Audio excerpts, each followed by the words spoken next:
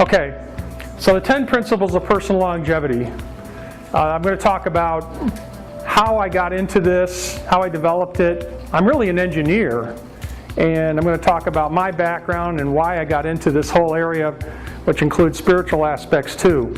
And then I'm going to talk about my new DVD home study product, which I'm introducing here tonight, which we've got in the back, and I'll give you information about that too.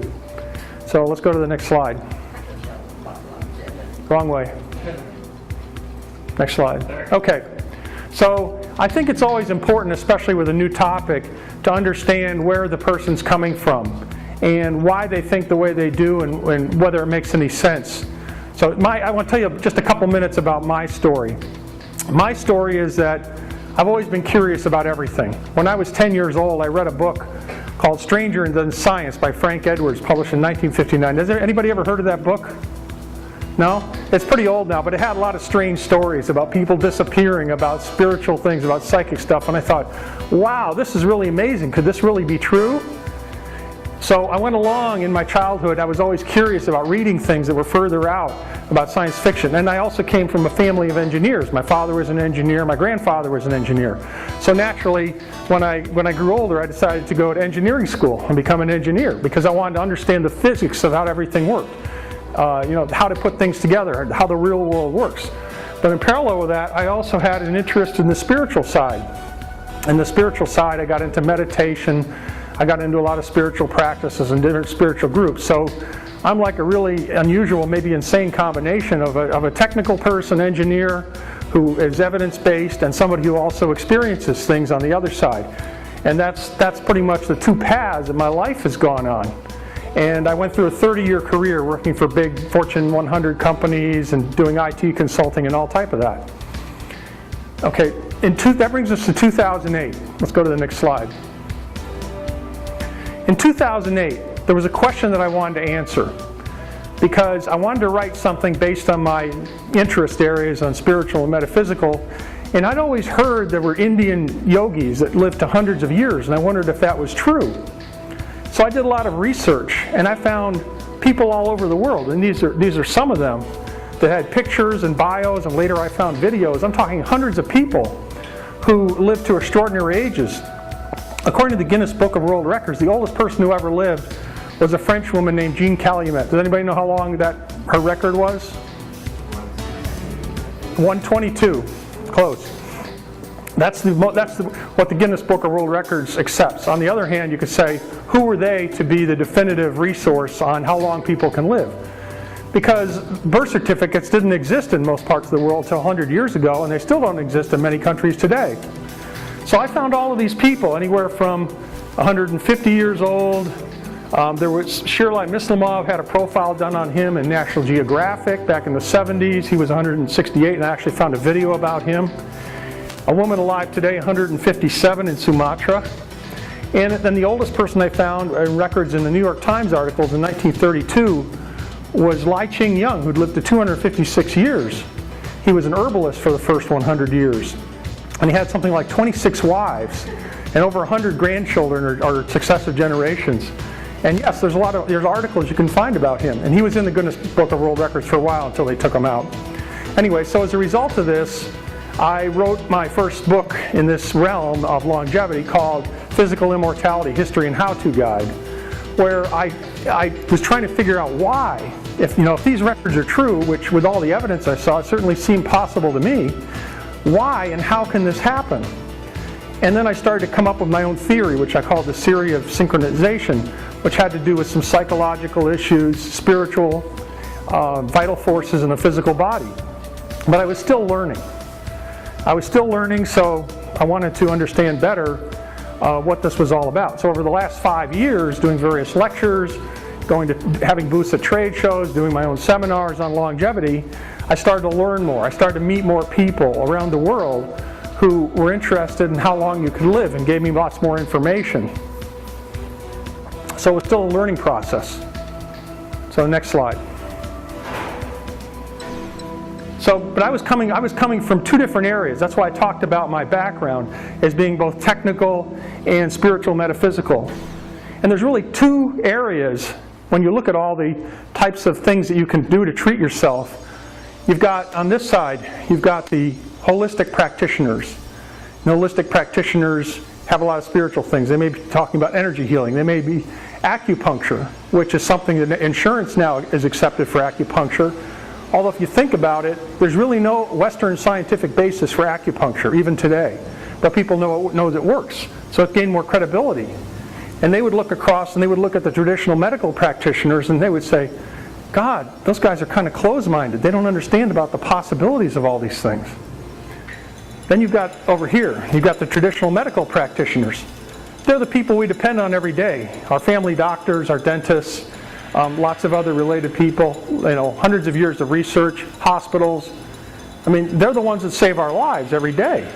They are important.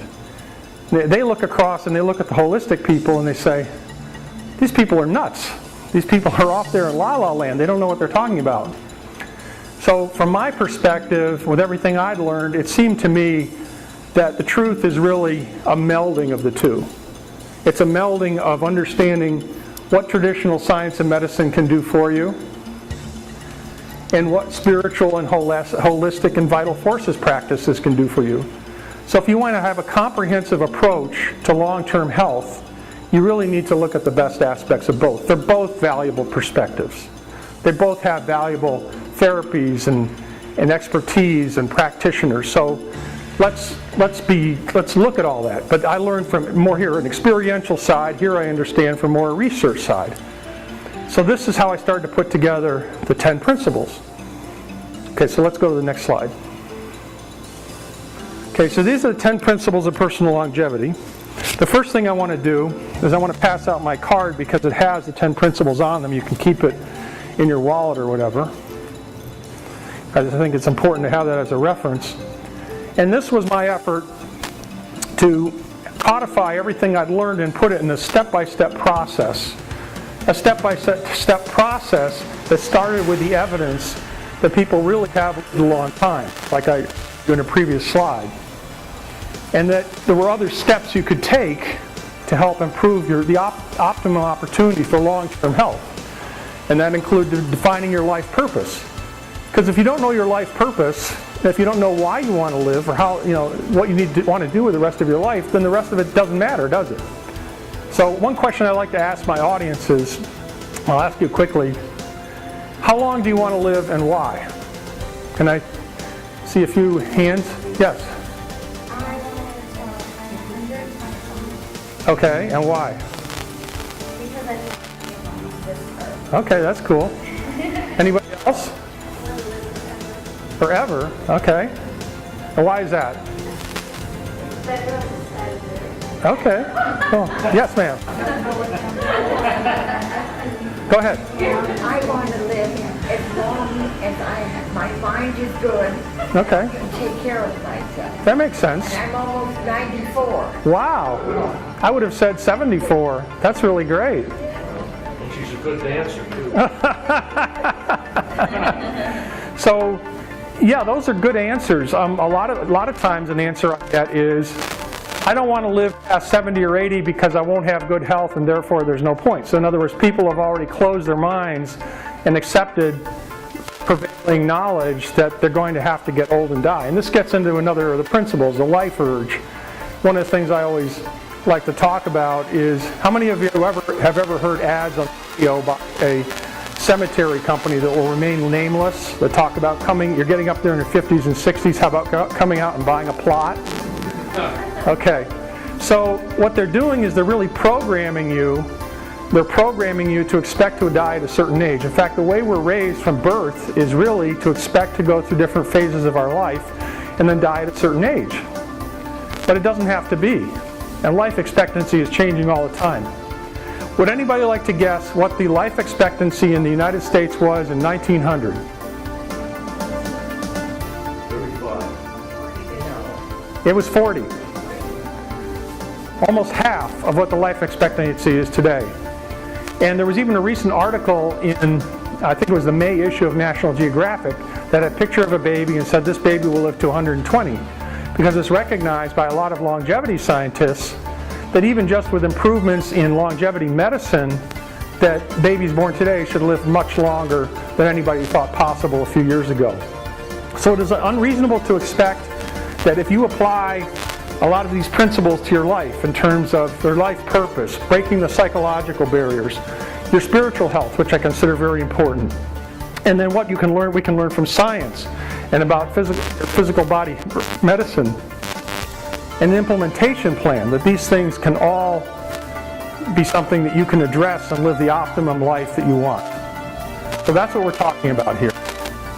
Now, I could spend hours and hours going into all of the details of this, and we're in a series, so there'll be more information. But what I would like to do, I'm going to pass out a clipboard. I've got a couple of freebies for you. And the freebies are, let me put this pen on the clipboard. Number one, I've got a 14-minute video of people from age 120 to 250 years old. I'm talking videos. Some of them are news stories. Others are probably home videos. And these are people who were alive or are still alive today. And they're real videos, and so that's an interesting video. I'll send you that for free. And also I've got an ebook, which I'll send you for free. If you just put your name and email down there. And it's about telomeres. That's one of our main topics tonight, which we're going to talk about in a while, and which Dr. Bill Andrews is going to be our Skype guest about. So that's a book about telomeres and longevity. So I'll send those to you for free, just for putting your name and email on that list. So do I have any questions so far? Does this make sense to you, the approach I'm taking? Does it make sense the direction I'm going? Okay? Yeah. Okay. All right. From here, I'm going to talk more about what I'm doing with all this information and what I'm offering here. And then we'll get into more information, especially on telomeres. So let's go to the next slide.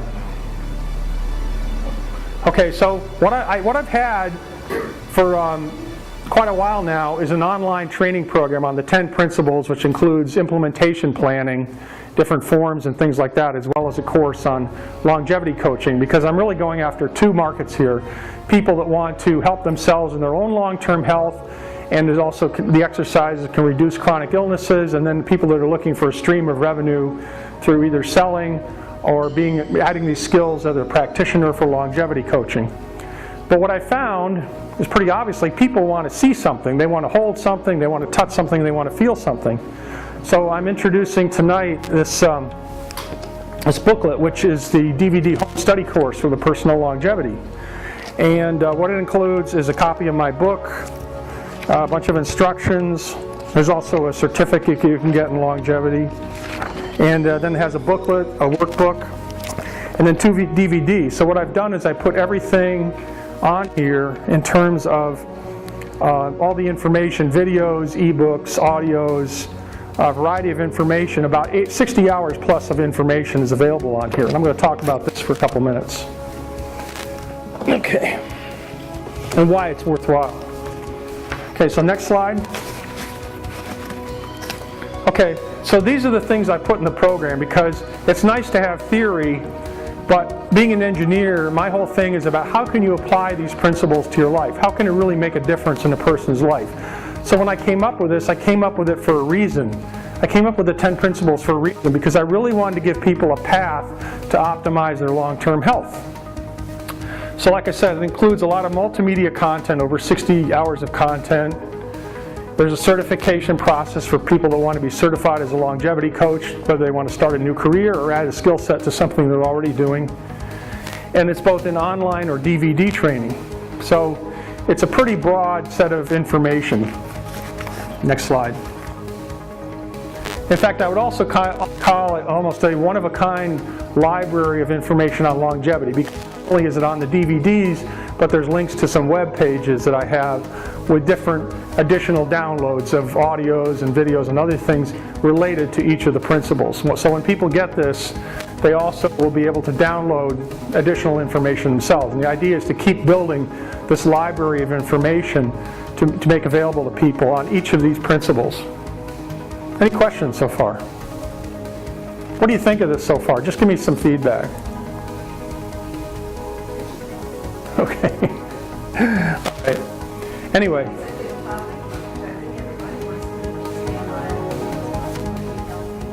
That's the reason I came up with it. I didn't want to just sell something. I really wanted to provide value to people.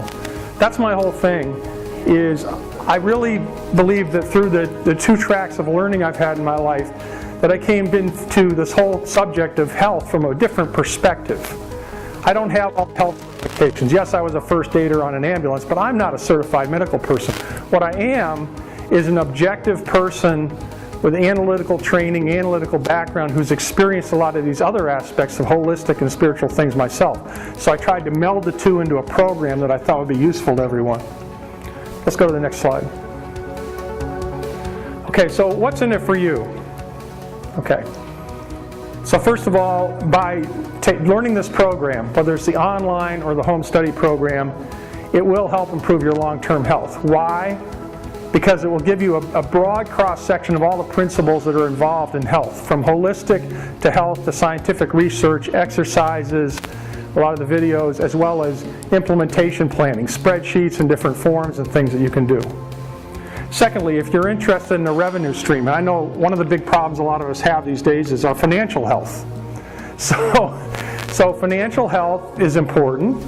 You could argue it's as important as your existing physical health, because one of the biggest sources of stress in our lives, a lot of studies have proven, is our financial status. And if we can improve our financial status, that's going to help improve our health too. So in addition to the offer I'll give you for this program, I also have an affiliate or reseller program where I give people 60% for the online program and 40% for the home study program, because I have some physical costs involved. And people can sell that. And of course the other option, and I have a whole course, the 11th course on the DVD, all about coaching and how you can apply this knowledge to do coaching, whether you're new at it, if you're looking for a new profession, or if you want to add a line of knowledge to something you're already doing. And joint marketing. That's one of the reasons I'm here tonight, because Isagenix I found is a really unique company. Not only do they have great products, but they've got a really good team. And Stephen is the leader of that local team, and they're doing joint marketing with me. So, you know, if you can team up with people, you can do things better than individually. So what I really look at is, if you're coming into this new, or if you're interested in longevity and you've already been with Isagenix for a while, it makes a great joint marketing opportunity and perspective to be able to talk to people about a comprehensive philosophy of long-term health and the Isagenix products. And we'll get into product B, the telomere product, in just a minute, plus their nutrition products. So it's a great thing to be able to offer people both a unique perspective, which I think is leading edge on long-term health, as well as a great set of products beside it.